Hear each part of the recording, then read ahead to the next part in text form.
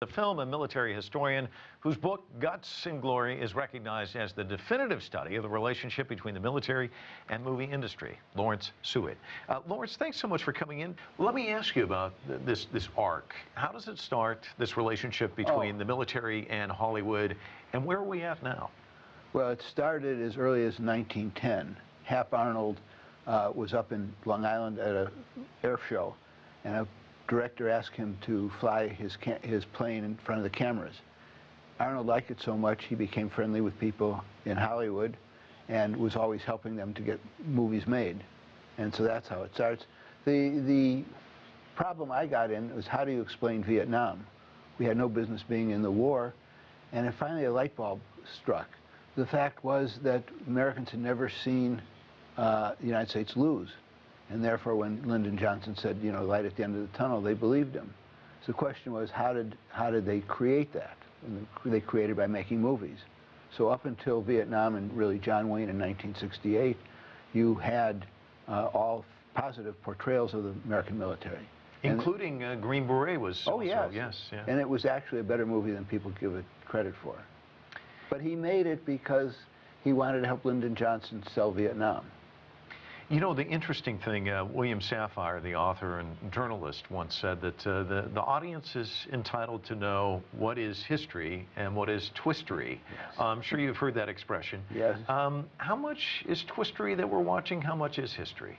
If we look at Saving Private Ryan, everyone thinks it's a wonderful movie, except that it could never have happened, because Private Ryan is a paratrooper, lands 15 miles inland. He could not have seen Omaha Beach or everything in that movie.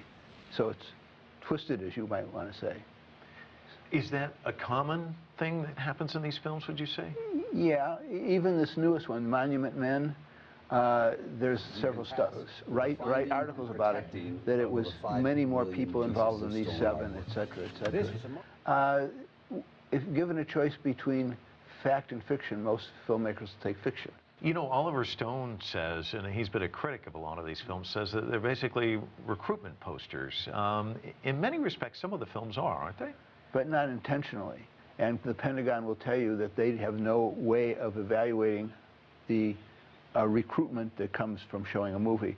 There are some filmmakers who start down this path working with the Pentagon, but then feel like they're trying to mold or shape the story in a way that they don't appreciate, and then they break off with them. That does happen. Well, yeah, but in the old days, the people in film industry had been in the military, and they had an obligation to show it the way it was. It's only after Vietnam that you can't make a happy movie about Vietnam, and therefore you sort of pull away from it for that reason, if that explains. So when you see the movies from the, you know, Apocalypse Now and some of these, they tend to have more of an anti-war kind of message. People, including the movies, said, hey, these wasn't the fault of the soldiers, and therefore what you get now, these soldiers coming home from Iraq and Afghanistan are treated much more favorably, because it is perceived, you know, that the Pentagon, but not Hollywood, is selling the fact that war is sometimes necessary. Well, Lawrence Suid, we're going to have to leave it there. Thanks so much for coming in. Certainly appreciate it.